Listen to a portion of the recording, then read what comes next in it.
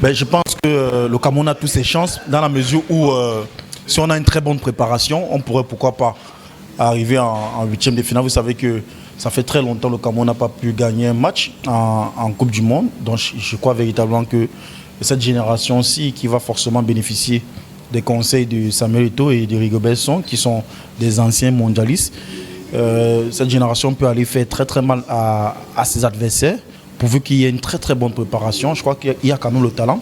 Maintenant, pour faire une très belle Coupe du Monde, il faut surtout faire une très belle préparation. On a la chance d'avoir M. Samuel Eto'o, qui est le président de la Fédération camerounaise de football, qui connaît la haute compétition, qui a pris part à la Coupe du Monde 98, il avait seulement 17 ans, qui a pris part également à la Coupe du Monde 2010, 2014. Donc, il va forcément mettre les moyens pour que cette génération puisse avoir une préparation optimale, capable de rivaliser avec des très grandes nations du football. Donc cette préparation va passer forcément par des matchs amicaux de grande qualité et surtout par le paiement des primes à temps pour pouvoir motiver les joueurs à tout donner sur le terrain. Parce que lorsqu'on regarde quand même les adversaires, la Suisse, c'est pas trop un grand nom du football mondial. La Suisse n'a jamais remporté une Coupe du Monde.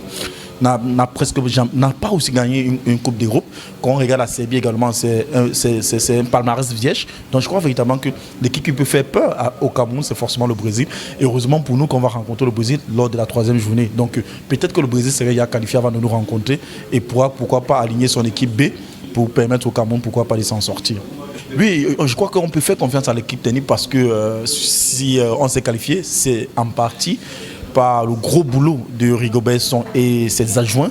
On est au Qatar parce qu'ils ont beaucoup travaillé. Vous savez que c'était pas facile, c'était pas donné. L'Algérie, c'est quand même l'équipe qui était championne d'Afrique en 2019, donc c'était quand même un gros morceau qu'on a pu affronter. On a perdu chez nous ici à Japoma, à Douala. On est allé renverser la vapeur au stade Moustapha Tchaké de Blida.